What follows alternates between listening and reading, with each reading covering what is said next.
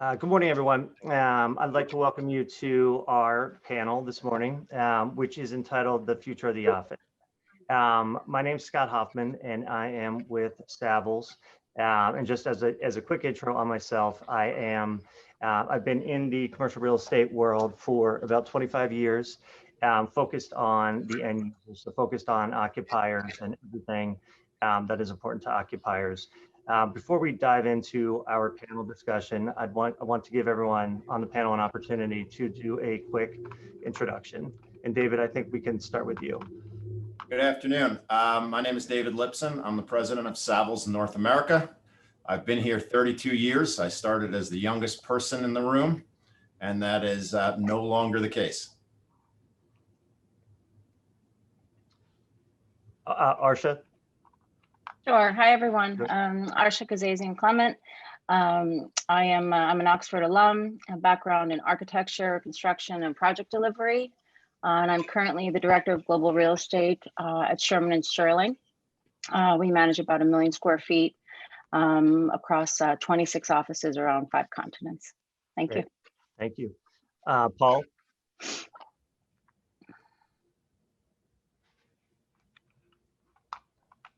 You may be on mute, Paul, if you're speaking.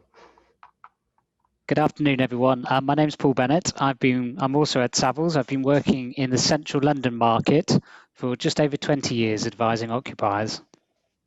Great. And then Pete, are you there? I'm here. Can you hear me, Scott? Sure can. Okay. Good morning, everybody, or afternoon, depending on where you sit. Pete Otney here. My role is on the development side at Boston Properties. I've been with the company just over 20 years, and shortly here we'll be taking over with a colleague of mine to co-lead the DC region for Boston Properties. We're a developer and owner of real estate. We have 5 major markets around the U.S., and look forward to the panel today. Thanks for the invitation, and look forward to sharing some thoughts. Great. And thanks to each of you for joining this panel. So my commentary before we dive into some of the topics is that as I sat back and I considered the current environment that we are all living in, whether the economic, workplace, health and wellness, or how critical overall flexibility has become to each and every one of us, I start to realize that there's a quandary, to use David Lipson's word, quandary for both tenants and landlords in how we are marrying the increasing rate of change in the workforce with the fact that real estate in the way of bricks and mortar are significantly less flexible or malleable. So we are going to address a number of the topics that sort of surround that. But one thing I will say is this is obviously a far-reaching, all-encompassing issue for each and every one of us. And I do know, and I haven't spoken to everyone on the panel about it, but I do know that we will all have different views and opinions. However, I can say that each of the members of the panel understands the magnitude of what is occurring currently and what the exact impact to commercial real estate, both via the way of workplace strategies and overall flexibility. I think everyone's going to have a slightly different opinion. That's how we built the panel, and that's what's going to make this fun. But what it means to each of us is what we're going to dive into this morning. So, and as a high level just intro on the panel, we've assembled a panel for specific reasons, which is we have landlords, we have tenants, we have UK, we have the US, we have both global, local perspectives, we have leasing, development, and then new leaders' perspectives. So the issues or the things that we want to address throughout the next hour are comparing and contrasting to the 2009 financial crisis, workplace behavior and the increasing rate of change, flexibility in the workplace. What does it mean to landlords? What does it mean to tenants? How do we work together to solve some of these issues? And then the co-working phenomena. And obviously we cannot forget the global pandemic. So to set the stage for our panel discussion and to provide a high-level perspective, I've asked David to kick us off with an interview-like format so that we can give the rest of us in the panel something to react to. And as a further to David's introduction, he's obviously a new leader at Savills. David, I think you've been in the role for about 30 days. Which is important because we are the only commercial real estate firm that has a focus on the occupier. He's a 30-year veteran in the real estate world. He has been a board member for Studley, then Savills, Studley, now Savills for quite some time. He was the former leader of the GSA practice for Savills, and most importantly, he is an Oxford alum. So, David, I'll start with just from a historical perspective, the financial crisis of 2009. I think the question for you is, what lessons do you think we learned from the 2009 financial crisis? How's it helping us through the global pandemic? And what do we think, to compare and contrast, what are the differences or similarities between both? And I know that was a lot in one question, but thanks, Scott. I'm not sure that, any past crisis is necessarily helping us. One thing we've learned, and I've been doing this a while, and started out with the savings and loan crisis in the early 90s. And they're all different and they're all unique. And you can't figure out what'll be different next time, but something always is. But, to contrast 2009 with today, 2009, as you said, is financially driven. And I think a lot of the roots in the disruption we're seeing now began with 2009. So what happened then is, for financial reasons, business really slowed down. A lot of tenants cut space to save money. And when they cut that space to save money, real estate efficiency pre-2009 hadn't been a focus in a lot of markets. Tenants talked it, but they didn't do it. They didn't focus on efficiency. And as a result of sort of, financial pressure, people did. And what they realized is it didn't affect their business. They cut out unused space, and it didn't make employees unhappy generally. And so as conditions started improving, people kept getting more efficient. They started focusing on it. And sort of the result was that every time, even as companies started growing again, as times improved and they started adding employees, they still, every time they moved, reduced their space. And what that allowed people to do is start focusing on their employees, and start amenitizing their space, start sort of going to higher quality space. And people sort of the link between sort of cost, the metric of cost per foot, and to some extent became less important, and people started looking at sort of total cost. And then as sort of the labor market tightened up, and recruiting and retention became more important, tenants had the tools in this flight to quality to focus on their workforces. And that brings us to, the current situation. If we sort of go back to last spring, to, April and May of last year, I think all of us would have thought that, where would we be a year from now? So that the pace of business failures, for the first couple of months of pandemic, I mean, we would have thought by now there'd be no business left, not to be too dramatic. And that hasn't happened. Obviously, there's been sort of unbelievable loss, and I'm not sort of making light of that. But in general, our economies have held up. And so the issue for, tenants is not how do I reduce cost, is how do I make this real estate work for my workforce, going forward? How does it work? And I think, the focus on the employees and on the workforce really started coming out of 2009, and that's really helped prepare tenants to think in the ways they need to.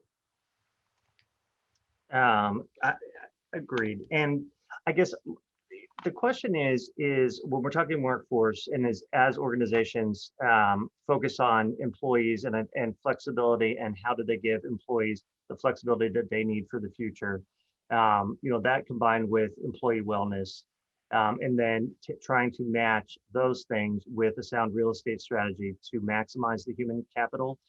There are a number of questions that stem from that, which I think number one, which I'd like you to comment on, is do you think that decisions are made differently today than they were, even 5 years ago? Meaning, are different people evaluating it? Are the metrics different? Are the data points changing?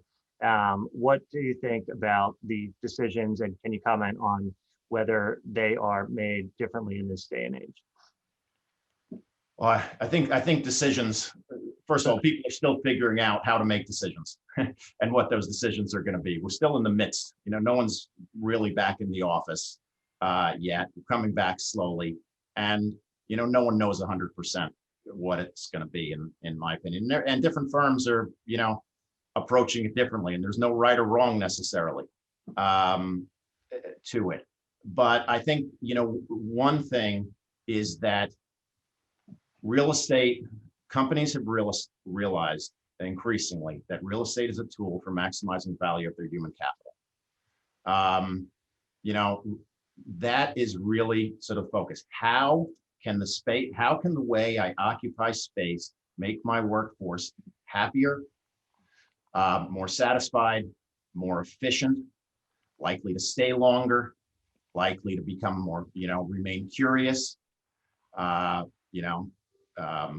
innovation, maintain my culture. And that is the sort of the value of space. And, people can work sort of remotely and work differently. And this takes real estate from the facilities group to the C-suite. The CEO doesn't really care if the rent is $53 a foot or $54 a foot. It doesn't really matter to the bottom line of the business. The C-suite cares about recruiting, retention, and culture. So I think, there is definitely different decision-making sort of going forward when real estate's looked at that way. Great. And, and to quote Arsha from her panel yesterday, I think we're no, this is, I mean, it's, well, it was very well done. And I do agree. I think we're all drowning in statistics right now. I mean, we're trying to figure out what is meaningful, what is not. There is so much data out there that it's tough to make sense of it all. And I think we can all agree on that. But it's estimated that 15 to 30% of the market is going to consist of flexible arrangements in the future. And it depends on who you're asking, what firm is reporting it, but there is this increased focus on flexible arrangements. That alongside of the co-working phenomena, which we're going to get to as well, but what are the opportunities that that landlords and tenants, or the challenges, I guess, what are the opportunities or challenges that landlords and tenants will face with that in mind?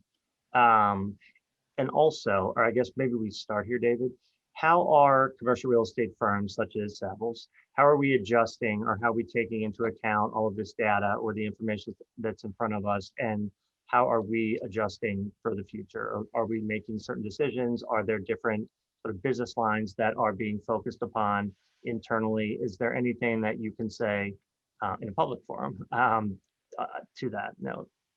So, I think real estate historically has been a sort of data light environment. Yeah. Really, we are, by the very nature of sort of bricks and mortar, it's not new technology. Now, Pete can disagree with elements of that, and I'm sure he will. But in the end of the day, bricks and mortar. But as tenants, as lease terms shorten, and tenants adapt sort of more flexible space. And if we get to that 15 to 30% of sort of the overall sort of stock being flexible, then it becomes very, very sort of data rich. And if you think about it, if we help clients, one of our jobs is helping clients manage their real estate data. And so if you have a portfolio of 10-year leases and owned assets, and we create a great looking dashboard for you that, has all your data, it allows you to visualize all your real estate data. You look at it on Monday and it tells you something. You look at it on Tuesday, it kind of tells you the same thing. In fact, you look at it in 3 Tuesdays and it tells you the same thing. It's not that exciting to look at in real time. It's not a stock ticker. But instead, if you take a portfolio, say you're a big multinational corporation and you have a portfolio of 1,000 flexible leases, flexible arrangements with an average term of 6 months, and you're looking at that same dashboard for the 6-month terms, it's changing every day. And not only is it changing every day, but you have the ability to, with the technology that the providers have, to sort of monitor how your workforce is using each of these spaces on a real-time basis. If you have, for instance, in one flexible workspace, you have 6 desks, 6 benches, 6 offices, 6 conference rooms, what's being used? Where are people putting their laptops down? Does it work? You have the ability to go in and change that to 7 benches and 5 conference rooms and 8 desks. And since your expirations are an average of 6 months out, you always have the ability to match your portfolio to the needs of your workforce as your workforce changes and the needs of your workforce change in real time. And that's both a challenge and an opportunity, because people have never had the opportunity or the challenge of doing this before. So part of our job is to help people figure out how to do it and take advantage of that flexibility. Great. Now I'm going to go to the panel for some additional conversation on this.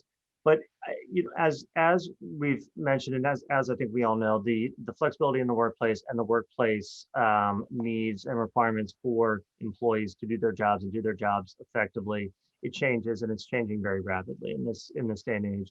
So I think both landlords and tenants are struggling with, how do we make sense of this all? How do we prepare for the future? What does it mean for all of us? How are buildings going to be valued in the future? What do leases look like? And how do tenants structure deals, or how should we be looking or advising tenants for the future? And some people are of the mindset that co-working, you know, although there is a downfall, there's a lot of value in the co-working concept for the future, meaning landlords and tenants can both benefit from it in terms of creating that necessary flexibility for organizations. So I'd like each of the panelists to comment, because I'm sure everyone has some sort of view on this. But Pete, I may start with you in terms of, can you comment on co-working? Can you comment on what does it mean for landlords in the way of flexibility? And I guess specifically is, you know, the landlords have always struggled with options, whether it's expansion options, contraction options, termination options. It's always been, a struggle, and those are increasingly important, obviously, for tenants. How do landlords address it? How do landlords address the flexibility that tenants require for the long term, even for the short term? And are landlords viewing the co-working, whether it's co-working space that's coming back to landlords and they have to repurpose, or using co-working space to create that flexibility for tenants over the long term? Are there, I guess, what are your views, or what are the views of Boston Properties in terms of the opportunities for both landlords and tenants as it relates to co-working? Yeah, I think I agree with a lot of what you said, which is that while the market has changed for co-working, I do think it is an enduring phenomenon. I think it makes a lot of sense. And I think you said it correctly when you pointed out that it can be a win-win for landlords and tenants. I think a way that one of the ways that we think about it is as an amenity to the building. And there's a proportion of a building which, if tenants have the ability to flex in and out of space with relative ease and at low cost, that can be a good solution. I was thinking when David was talking about the kind of the challenge of this 6-month dashboard. Part of the issue, and I think what has always been structurally the case in real estate, if you think about the continuum of the amount of time people stay in a space, and therefore the amount of investment that is no good when that tenant leaves across time. You think of a hotel, and when the person leaves the next morning, you change the sheets and put another person back in it that night. You think about residential real estate or multifamily, and you put some fresh paint on the wall. Maybe you change out the tile in the kitchen every few years.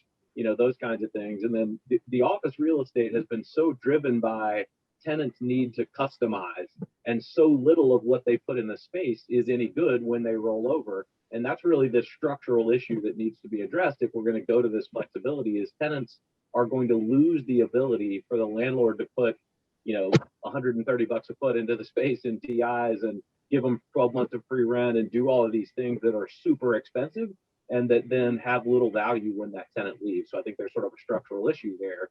What we've done at Boston Properties, among in addition to just typical co-working or flexible work arrangements, is we have built out spaces that we call Flex by BXP, where we have put these spaces in, built them speculatively. We give tenants the ability to sign shorter terms, shorter leases, and get a lot of flexibility. There is some ability to customize the space, but in ways that are easy. Paint's cheap, signage is cheap, things like that. So I do think that there is a role for co-working. I think tenants, large and small, can benefit from the need to flex quickly in and out of, a small amount of space. I think it's probably less likely to be very large requirements and things like that. And I think there's an amount of square footage. When you talk co-working, you do have to think about financing. How do lenders underwrite? How do equity investors underwrite shorter terms? All of those things are challenges with it, but I do believe that we're going to all need to solve it as a basis for a win-win situation for tenants and landlords on the in the future. Great. Arsha, I'm going to turn this over to you in 1 second, but I really want Paul, Pete, and you to comment on this. Have you seen, and Pete, thank you for the answer. Have you seen tenants, more so larger tenants, take advantage of, you said Flex by BXP. Have you seen larger tenants either contemplate or start to consider that flex space or the co-working space as their long-term option space, or ways to accommodate their long-term requirements in the way of expansion or overflow space? Pete, first an answer from you. Yeah, so it is a relatively new initiative for us, and so I think it has more been about existing tenants flexing into space to grow on a small basis and on a short-term basis. It has become a pretty good incubator for us, where a small tenant moves into Flex by BXP and then becomes a longer-term, more sort of prototypical tenant for us. I think over time, either Flex by BXP or the co-working arrangements can become that. We haven't seen it as much because it's a relatively new phenomenon, but I think that is an opportunity for things like that. Again, the trade-off is, how much customization does that tenant need to their space, or are they willing to buy a suit off the rack, to move into a Marriott overnight, for lack of a better term? And I think that's the competitive tension here. Right. And then Arsha, I know you and I have talked about this a number of different times, but do you see, whether it's your firm or other firms, or are you hearing, obviously flexibility is key. And I think we can all agree on that. And what does it mean exactly for tenants? I think that's what we're trying to figure out. But do you think, or do you foresee the co-working space and having access to that as a potential solution to solving those long-term requirements, whether it's the expansion or just overflow space? Do you think it's something that large tenants will consider implementing? I definitely do. Do you mind if I give a slightly longer answer? Because it's hard for me to just answer that question. We were expecting that from you. Oh, good. Okay, good. I think the amenity package for any tenant in a building that's over 25,000 square feet, quite frankly, I think that amenity package has to start with the actual health of the building. It's definitely not an issue. I mean, Boston Properties, has been a phenomenal landlord, and so they have their that amenity package consistently rolled out throughout their portfolio. But many landlords do not. So the amenity package has to start with the health of the building. So all the necessary upgrades, just to establish baseline health as you walk into the asset, is going to become an absolute requirement. And I think how that impacts overall negotiations or potential recalibration of an existing agreement, and also how you attract new tenants, I think is going to be something that's going to be central to every discussion, come third quarter this year. And then, to dive into the flex for existing tenants, as well as smaller new tenants, as Pete had said, as an incubator, I think it's a win-win. I don't know if it's going to be long-term, beyond 5 to 7 years, because I think that we're all going to start getting a lot smarter. And I think that if landlords could figure out over time to track the data, and to figure out how to work with cities locally to start to actually introduce and welcome new industries into that particular city. And I can use, New York City as a perfect example. So the flex piece within the asset is really interesting. But the thing is, and I said this on a prior panel, is that I do think there is a sizable portion of tenants that are going to demand that work is brought to them, so that you do not have to actually make the commute to the office that you were assigned to in the first place. So that's the part I think it's really tricky, where tenants and landlords have to figure out how to work together, and potentially maybe even landlords expanding their portfolio as zip codes in the outer boroughs of each of these cities starts to reflect that all these focus groups and surveys that we've all taken are showing that they're only going to come into the office 2 days a week. So how do we bring the office to them? And that's where it's another opportunity to actually do kind of the standalone flex or co-working models. So that's my long answer. And please pick at it all you need to. I'm sure you have a lot to share. Yeah, Paul, before we come to you, Pete, do you want to react to anything that Arsha said? No, I would agree with lots of it. I think co-working is going to be a fundamental part of an occupier real estate strategy. I think you're going to see a lot of hybrid models coming up, both with your existing landlords, where your landlord will offer you a conventional 10-year lease, they'll offer you a 12-month fitted option, and they'll offer you something in between. I think you're going to see many more savvy landlords across every international city trying to cover every aspect that an occupier wants. The hub and spoke thing, which is interesting, it's become quite a key word in the UK and in London in particular, but we haven't seen much of it at the moment. And I guess the only thing, in my personal opinion, would be very interesting to see is as everyone starts migrating back to the office, I think it's still too early for us to say whether one of these formats of occupational strategy will come to the fore or not, such as hub and spoke. I think a lot of occupiers have to test how their staff have returned to the office. And I do think it's probably going to be midway through 2022 when we can look back with a bit of hindsight to say, well, actually, how have the staff returned? What is the psyche of your own staff? Because every business is different. And at that point, I think occupiers will be able to look back and say, actually, the hub and spoke is what we need now, because staff haven't come back in their droves. And as you say, people want to work 2-3 days a week. Or we might see this flux back where FOMO, of not wanting to miss out from face-to-face meetings with your colleagues or clients comes back, and we all come rushing back, and we forget about COVID, just as we forgot about the problems of being in a high-rise building after 9/11. We're quite quick to forget.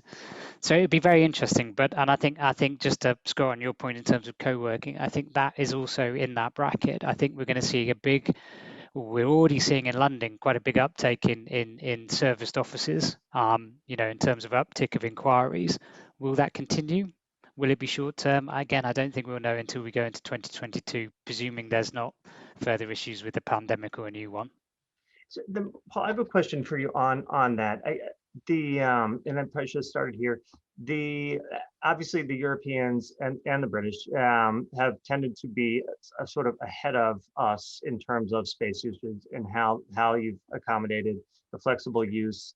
I think even the British law firms have gone to a more condensed model. They have benching. There is more open, and I think it's a function of the cost of real estate in London and elsewhere.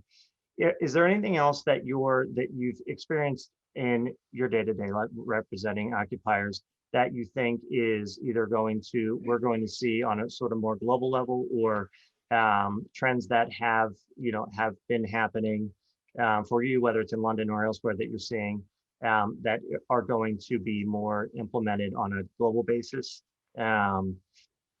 Okay, this is where I have to crystal ball gaze and say something that someone's going to send me this video in a year's time and I've got it completely wrong. But I think there's a few things that are coming up which are very interesting. In the UK, there's been this big drive to efficiency since the global financial crisis of how do you sweat real estate, make it more efficient. And in a construction terms, that's getting a building from an average occupancy rate of say 1 person per 100 square feet, trying to get that to 1 person per 80 square feet, or in serviced offices 1 person per 70 square feet. There's been this massive drive, and I think one thing that's going to change going forwards will be go back to just how do buildings sit as a nice working environment. So that's getting people back to 110 square feet, and it comes into what Arsha was saying regarding wellness. What's a nice environment to work in?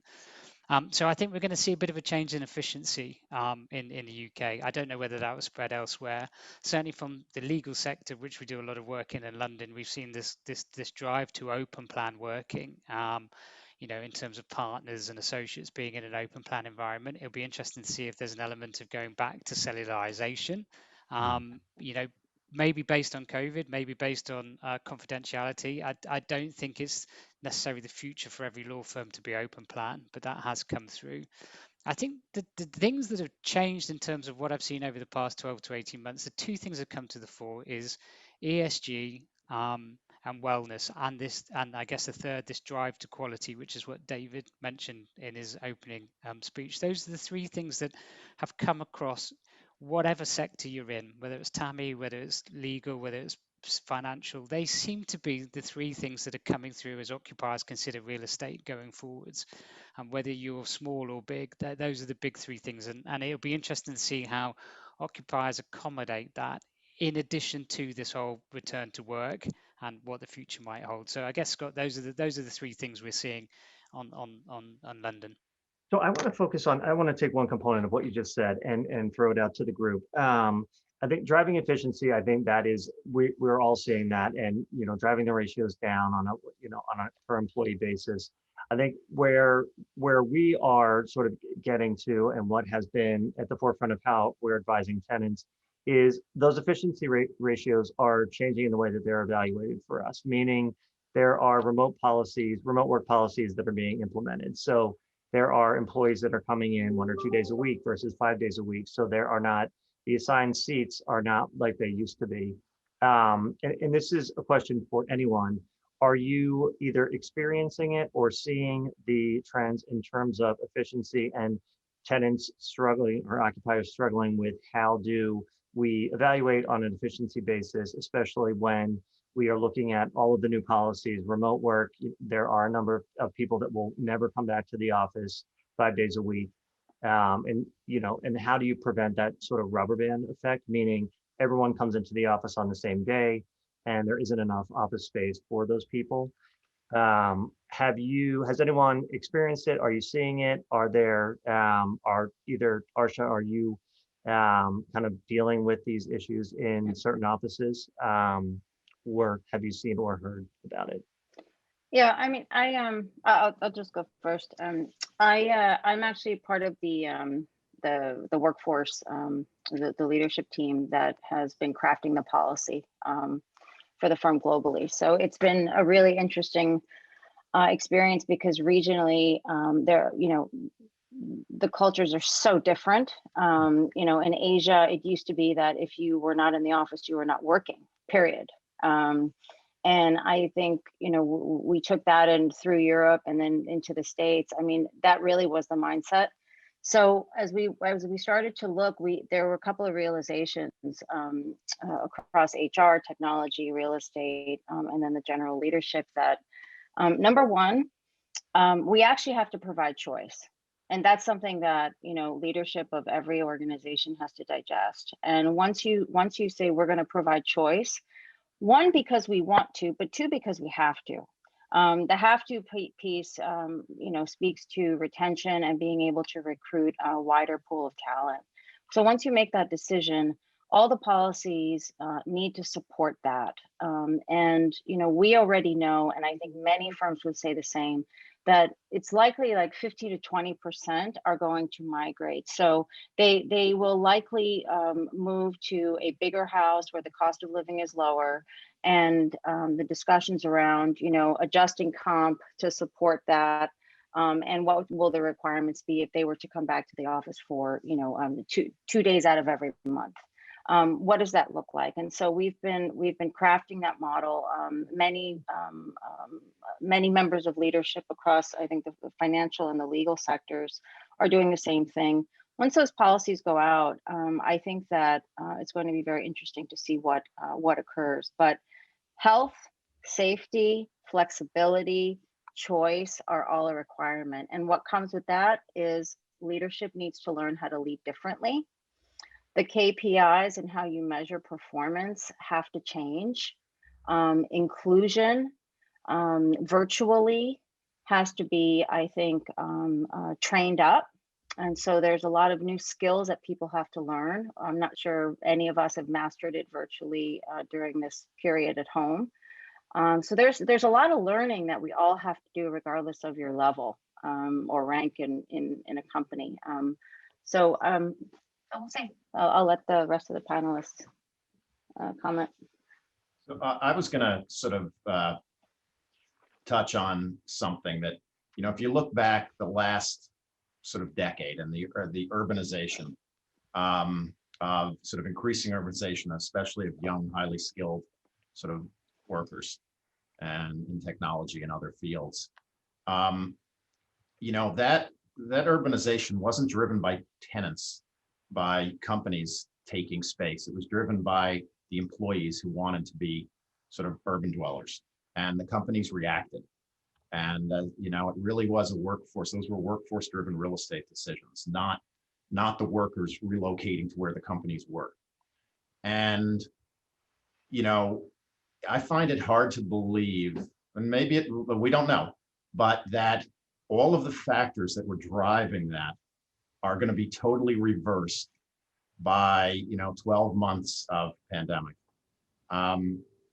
And that people who wanted to live in exciting urban cores now are fine working out of their suburban kitchens. And I don't necessarily see it. Now, maybe, we never really get back to the office and this pandemic doesn't go away and we have no choice, God forbid. But, short of that, I'm not sure I see it. Doesn't mean we're not going to work differently. It doesn't mean that there's not going to be additional flexibility. But, if you think about the ESG implications of everyone moving back to the suburban kitchens and the climate change sort of damage by sort of increased suburbanization and everyone going back to their cars. I mean, one of the big things about urbanization, people didn't want to drive. They didn't want to commute. And there was definitely an ESG, element to that. There was a sustainability element to that urbanization. And I'm not sure, I see that there would be long-term damage from sort of, significant sort of remote work in some ways. I think people do have, as Paul mentioned, sort of people going back to high rises after 9/11. There were big forces driving this. So I'm not sure 12 months is going to, change all of that. The other thing, which is sort of disparate, and this is going back a little bit in the discussion, I think, and we are talking to a business school audience here, I think just the sort of the 2018-19 co-working model is a great sort of case study, because you had a business built on promoting sort of ultimate flexibility, that when everyone took advantage of that very thing that they were selling, the whole business collapsed. And it's just pretty fascinating. And if you think about, where we started out talking about, and Scott mentioned the dichotomy between the rate of change and how people work and the fact that you can't amortize bricks and mortar that quickly, that's really what, the co-working companies were doing. They were playing a finance game. They were signing long-term leases and then getting short-term clients. And that's like playing with floating rate debt and hoping it doesn't go up. And it went up and it all collapsed. And so, flexible working's here to stay. But the question is how that model gets, rebuilt successfully to work for both landlords and tenants. Yeah, I would magnify something David said. And as I was thinking about this last night, I was thinking about the technology workforce and the technology method of consuming real estate, and thinking to myself in much the same way as David mentioned, it's hard for me to imagine that all these technology companies went from a model where their seeming entire goal was to keep people on their campuses as much as possible so that they could get their haircut, get their dogs groomed, have a boil lanced, all of those things without leaving their places of employment. And then it's like, oh wait, never mind. We never want to see you again. It's fine. I just don't think that is the way the world works.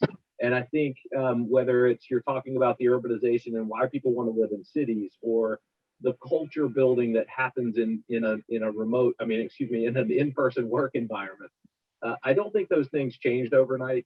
It's really difficult in the middle of a storm to figure out what's going to be permanent, to think about the threads that are going to pull through and that we're really going to be talking about in 2 years. And I think that's contributing to the hesitancy that people have about making these long-term decisions. It's created a bit of a stasis where nobody wants to make those decisions. And I think the other thing I would mention, as I think about this hub and spoke model, and I think we've proven in the past 12 to 13 months, I don't think anybody would disagree that we've done a better job of working remotely than anybody thought. But I think we've done a better job of working remotely and keeping the things that, the balls we had in the air going. What I think we don't realize yet is how much we've missed the opportunity to progress people's careers, to bring new people into organizations, to change how we think about things. I think we've done the things we already knew how to do pretty well, but I'm not sure we're doing new things nearly as well. And when I think about the flexibility to be in the office only a couple of days a week, or to work remotely, and I guess when I say remotely, I mean in a hub and spoke model where you're at a distributed headquarters, I think the less opportunity you give for people to be in the office at the same time and run into each other. And I've been here mostly since last June, most days of the week, but not seeing very many people. But I still, when I do get those interactions with people and someone pops into the door, as Ray Ritchie just did, and you almost heard Ray speaking to me a second ago, I was like, I'm gonna call. But those kinds of interactions, they are not happening on Zoom. They are not, those communications, those really informal things are not happening. And I personally believe pretty strongly that we're going to look back on this and think we way overestimated how much was going to change permanently. Can I add something? If that's all right. Yeah. David, Pete, I agree with you. And then at the same time, I start to read about YOLO, and you start to track, and it does freak me out a little bit, because I do think, although this year will pass, most of us will want to reestablish what was before or make it better, right? We're all going to become better leaders. We're all going to contribute more. We're going to innovate. We're going to do all those wonderful things. But the same way that the millennials changed the way the banking industry provides the necessary support, I do feel there is a little bit of a movement, and we don't know what that looks like. But this entire year was comprised of everyone sitting in their homes and reevaluating what their value is, what their relationships are, the cost to their health based on the longer hours. And so that all has to shake out. And I think we should, have this session in a year and see, who's left, who's migrated, and what new has come in. Because I think that's what it is. I don't think it's going to be, there's going to be a deficit. I actually think there's going to be gains, but I think the gains and losses are going to be different than what we might think long term. So I'm excited about it. I just I don't discount the YOLO community anymore. So we'll see. Can I add something on that? I agree, and I think there has been a lot of self-reflection, as Arsha said. I think every individual, globally, has done a lot of self-reflecting, and what is important, what is truly important, what is their value to the world, what do they want out of their life, for the next 5-10 years. But I also think that what we tend to do, especially in this industry, is we speak in generalities. We talk about the millennials, or we talk about the law firms, or we talk about the boomers, and it's really, for not that it always hasn't been, but it has become very, very, very individualized. What each employee wants different things, each tenant wants different things. You know, if you're a law firm that is IP, if you are corporate, if you're M&A, there is no one size fits all anymore. Not that there ever was, but I think it has become that much more important. There has been that much more of a focus on it, which also makes, I think, all of our life, it makes it a little bit more difficult. And there are certainly more challenges for each of us to, whether it is provide guidance to a company, David, whether you're providing guidance, Arsha, to your law firm, Pete, it just depends on how. I mean, I know for me, it really is sometimes difficult to advise tenants because there's no market anymore. I think that deal structures are evolving. I think the important factors are evolving. I think the way real estate is evaluated is evolving. And I don't know if anyone wants to comment, if you agree, disagree, but it has become a very, very individualized time for most of us. And I don't know if there are any comments overall. Individual meaning self, or you mean just company, representing Well, I company think kind it's of both. mindset? I mean, I think it's both. I mean, I think it's employees. I think employees there's much more focus on employee happiness, employee wellness, employee satisfaction. I think the retention. And Arsha, I think it was your panel, but it was somebody mentioned yesterday that decisions will be made by feet, meaning the decisions are now walkable. So to David's point, Right. The suburban, everyone migrating to the suburbs, and climate change, the two, they don't work together. So are you all seeing the same thing? Do you agree? Do you disagree on that statement? And I don't know if no one has. Go ahead. No, I think that is the challenge, right? I think to overgeneralize, I think the vast majority of companies feel like having people in person working is better than having them remote. Mm-hmm. And I think, to again overgeneralize, a great many employees, and we think of this in a stepwise fashion. We have to get enough people vaccinated that it's safe to bring people back to the office. And I think that's step one.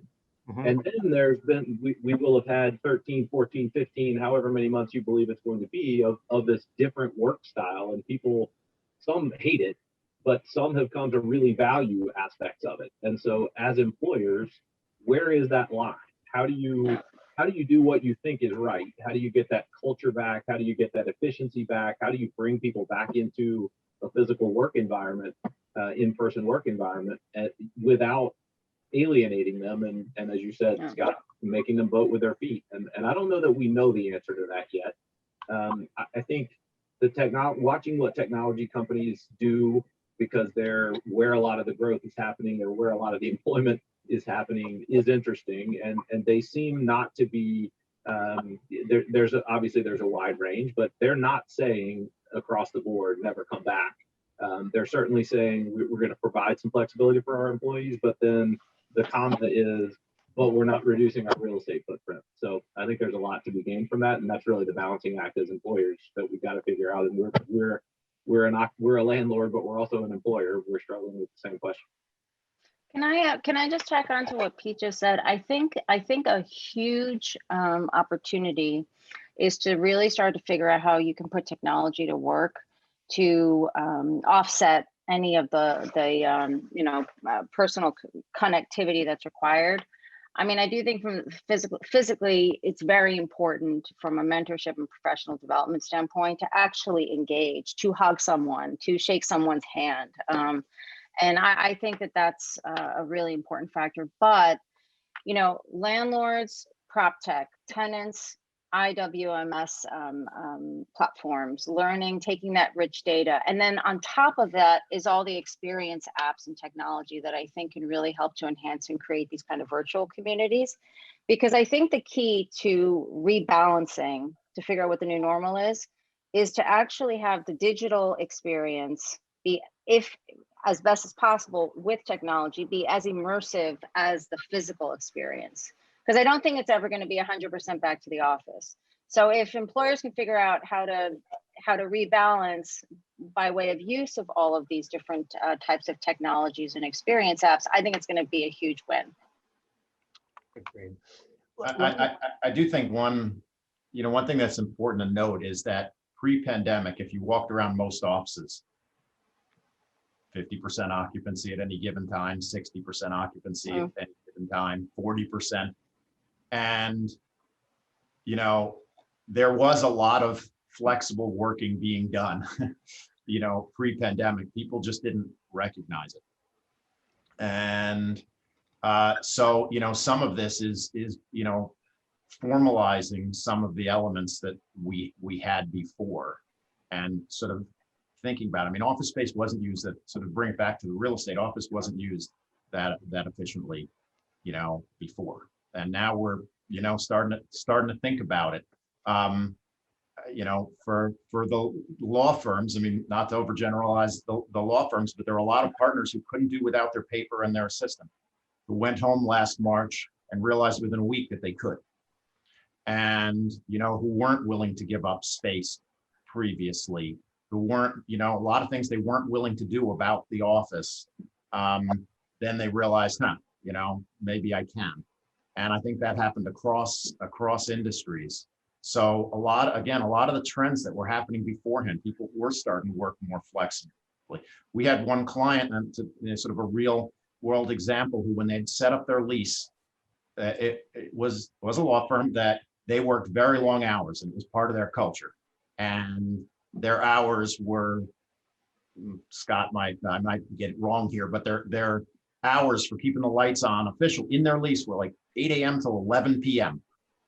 And we said to them, and they were just paying for that. It wasn't overtime. They just had that baked into their lease.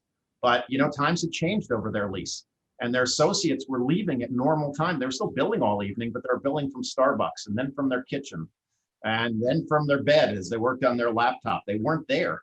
And, if you drove by the building at 9 o'clock, there weren't many office lights on. And so people were still working, but they were already working differently.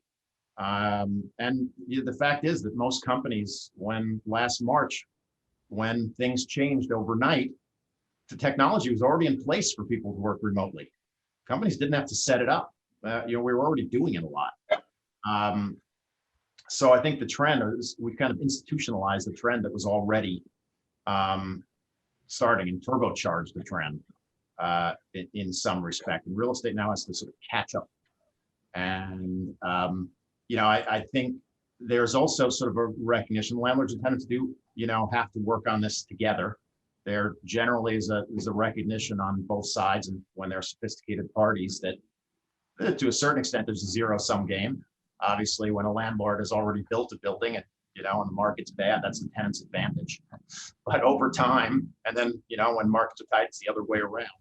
But over time, there need to be win-win solutions, and sort of recognition that there are things that, if they cost a lot of money to the landlord, ultimately cost a lot of money to the tenant, and vice versa. So we need to think about those changes sort of collectively, and how to make sort of real estate work better for the way we work. And that goes back to the flexible working, what it looks like, and how much landlords are participating in that versus third-party providers. It touches on everything. It touches on sort of wellness in buildings. It also touches on, going right back to the beginning, how do we create buildings that are flexible enough to adapt to who knows what's going to happen next. No one saw this coming. We're not going to see what comes next either. So, how do we create buildings that aren't obsolete within 10 years, 15 years? And that's the existential question about real estate in my mind. Is how do you take something that generally gets amortized over 30 to 50 years and allow it to flex over much, much shorter periods of time? And if we can't figure out that, we're going to have a disconnect. There's going to be limited sort of things that tenants, it's going to somewhat limit what tenants can do with more traditional office real estate. That well said. I mean, I think that is the issue. And to that note, to follow up on landlords and tenants working together, I think no matter where you are globally right now, there is, I think we're all sort of saying that there is no market anymore. A lot of us, go revert back to this isn't market, this isn't market, we can't do this because it's not market. I think right now we're living market. I think market is being created. So, and I'm going to dive into a more controversial topic as we sort of wrap up. But so deal structures are evolving. I think the deal structures that have worked in the past for landlords, for tenants, don't necessarily work anymore. I think a lot more flexibility is required. And to David's point, I think we need to give thought to how do we create buildings for the future? How do we create buildings that don't become obsolete so quickly? Does anyone want to comment on deal structures, on what we're seeing, on whether it's in London or Hong Kong or Washington or New York? I do think that market is evolving. So the concept of that's not market is, it's not really a valid argument anymore. And Paul, I don't know if you Will I want to start this comment? off and then Yeah. see if anyone wants? So Sure. deal structures are changing in London very much over the past 12 months, and your point, Scott, about there not being a market is quite correct. There are fundamentals of the market that will remain because it takes a long time to change a load of institutional clauses, to go back to what David mentioned, how long these buildings are built for, etc. The easiest one to point out is clearly COVID clauses in terms of the market going forwards, and how as an occupier do you pass on some of the risk to the landlord in terms of COVID, and that's something that's come into a number of leases in London, and I think that's how market changes from many occupiers. Is risk mitigation is the number one thing for any occupier for a business plan that they set for 3 to 5 years, which might be the length of the lease. How do you mitigate the risk of that lease and what you're signing up for? Who do you pass it on to? And unfortunately, Pete, sometimes it's the landlord that we try and pass on that risk to. So COVID clauses is one. Flexibility, I mean, David, we've been talking about flexibility for so many years, and there is only so far you can push the flexibility in a conventional lease due to the amount of capex you have to amortize over the lease length. But there is greater flexibility depending on the size. So clearly, if you're small, there tends to be quite regular flexibility. If you're larger, how do you right size as an occupier? So you go into a greater partnership with your landlord, which what we call in London counterparty risk. So when you do engage with a landlord, such as Pete, and you want to be with them for 10, 15 years, how do you right size over the length of that lease? So you can have a core lease, and then you can have the fringes of your occupation. Can you hand that back? That might be advantageous to the landlord at whatever time. So we're seeing that a lot more in terms of right sizing while you're in occupation. So it's not a pre-let, it's when you're in occupation, how do you right size throughout the length of your lease? And again, going back to the third thing, which I mentioned earlier, we're seeing a lot more in terms of green leases in the UK, which then goes back into some of the stuff Arsha was talking about, such as wellness, sustainability, ESG. So those are challenging, Scott, what used to be market in London in terms of how do we get new clauses that suit the occupier and the landlord over the length of the lease they might be committing to. Pete, do you want to go ahead, Arsha? Sorry. Oh no, sorry, Pete, go ahead. I'll be quick. So, I guess I would say I think we've been successful probably as a landlord. And one of the reasons that I think we've done that over the years is that we've met the market, that we have tried to be responsive to our tenants' needs, tried to be flexible, tried to be accommodating, and to really create this long-term partnership. I think the reasons why Scott and Paul and David should be comfortable recommending that people go to Boston Properties buildings is that we're going to likely own those buildings for a long time. We're going to operate them in ways that are mutually beneficial to us and to the tenant. And so I guess my comment on all of this flexibility and optionality and things is that there's no free lunch. And in many ways, the reasons that office buildings have been eminently financeable and have been steady and all of those kinds of things is because of this mutually beneficial relationship between creditworthy tenants, long-term leases, and paying rents. We've throughout the pandemic, we've received, I think it's over 99% of our office rents in our portfolio. And if you add in even our retail spaces, that's been still very high in the 90s. And so those kinds of things, that stability is why cap rates are what they are for office buildings as opposed to hotels and multifamily buildings and things like that. So I think that some flexibility is going to be necessary. And I think landlords and tenants have to work together in ways that they can both live with and that don't create a different kind of asset class.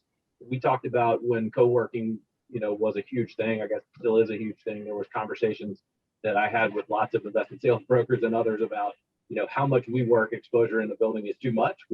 When does it start to impact the cap rate? How does it start to impact the cap rate?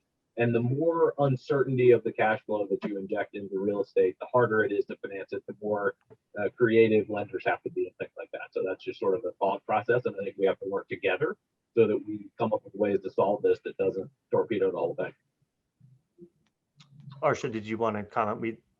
Yeah, I'm actually in full support of what Pete said because there should be no free lunch. I do think it definitely has to be a partnership. I agree with Paul, by the way. I think the force majeure language needs to that needs to be ironed out a little bit.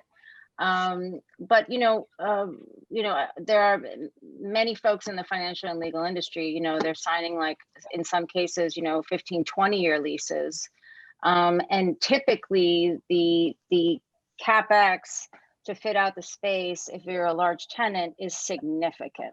So the TI is how you actually, produce a space that is in line with the clients, that we're serving. So that's a tricky piece. So you got to have, all the right subject matter experts in place, and you got to do good design, smarter design. You've got to start using data to measure and design smarter. And I also think that typically occupiers need to have more strategic relationships with partners, vendors, for example, furniture dealers and others who provide office solutions differently than they did in the past. Because I actually think that's going to make a huge difference to provide that agility within the four walls of the space.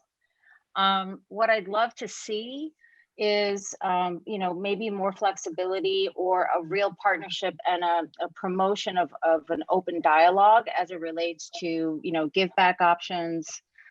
In Europe, typically the early lease break options are not that favorable to the tenant or non-existent. And I think that there needs to be a little bit more support on that end. And it's just a commitment between landlord and tenant, particularly if you're an anchor tenant in the space. So I know we're running out of time. Yeah, I didn't know if you. No. That was good because that kind of leads me into my last question as we wrap up, and this is something I'd like everyone to comment on. And this is a controversial topic. A lot of people are of the mindset that the long-term lease is dead. And I'm not asking if anyone believes or doesn't believe in that. The question is this, and this is just based on hearing what everyone just said. Do we think as a long-term, and for tenants to get ultimate or to obtain ultimate flexibility and have a shorter term lease, do you think tenants will be more willing to put their own money into that CapEx versus receiving these large TI allowances from landlords? Do you think there is some sort of trade-off? Because to Pete's point, I mean, it is tough to finance buildings. It's tough to finance buildings if you are providing $150 per square foot tenant improvement allowance on a 6-year term. So do we think that tenants would be more willing to put their own capital into the space in order to achieve that flexibility? I can start. I think going back to something Paul touched on, which is, as part of sort of portfolio strategy for any tenant who has a sort of variety of real estate, you look at, there's going to be a core, you're going to need a core amount of space. Now, maybe that core is now reduced. It looks different, but there's going to be a core, and figuring out what that is, just like any other portfolio strategy, it makes sense to sort of match what your long-term need is with the lowest cost of, paying for that over that long term. And doesn't make sense to do series of 5-year leases if you're always going to need sort of X square feet. That X is going to be smaller than it was before, potentially, and maybe very significantly. But there's always, going to be a core that makes sense to have, long term. And, then you're going to sort of have flexible options surrounding it. So I don't think the long-term lease is dead. I think, the amount of space that companies commit, to sort of long, whether it's leases or ownership, by the way, I mean, may shrink, but not going away. Yeah, I quickly, I would echo, I agree. And as I said before, there comes a point in time when it just doesn't make sense to do a lease. If in order to get it, you have to put so much money into it and you don't get the term to amortize those costs. There comes a point in time where a landlord would rather not lease the space than do a completely dilutive, real estate lease. So we have to, again, work together. I agree with David. I think there's a core amount of real estate that people are going to want to lease on those longer term bases. And then how do we figure out this flexible work arrangement, and how do you value those cash flows that are very different than a 15-year or 12-year term? I would say I don't think the long-term leases are completely dead, but I do think, again, just echoing what everyone else is sharing, we certainly have to be able to promote open dialogue and discussion and really understand, what are the new expenses incurred by the landlord, and how does that, impact us? And, for us to be able to, as an occupier, just, be very clear about what we want. And oftentimes we're not. And so I think that level of clarity and what the future holds for us, I think is going to be central to figuring out how to, how to really start to, revitalize the long-term leases if there is an opportunity for that. So it's also regional. So it's hard for me to speak in complete generalities, but. Paul, do you want to add anything? Yeah, I don't think the long lease is dead due to the cost that we've all discussed. I think long-term leases need to change in the ways that force majeure COVID clauses. I think the green agenda will force the change, because you can't sign up to a 10-year lease unless certain criteria is matched by the building, such as in the UK we have EPCs, and there's a whole load of legislation going on that all buildings need to get to a certain level now, let alone in the future. And I think you're going to have further legislation coming in from carbon ESG agenda, which will dictate that long-term leases need to flex to be able to protect and occupy through these changes that go through. But that'd be my closing point, that they are definitely here to stay. But I think there's going to be, or should be, quite a lot of change over the next 24 months to take in some of these factors. Great. Well, thank you. And we've gone a little bit over. So I want to thank each of you for being on the panel. And thank you for answering the questions so thoroughly. I appreciate it. And I believe we are finished. So thanks, everyone. Thanks, everyone. Thank you, everyone. Bye-bye. Thank you. Thanks, Scott.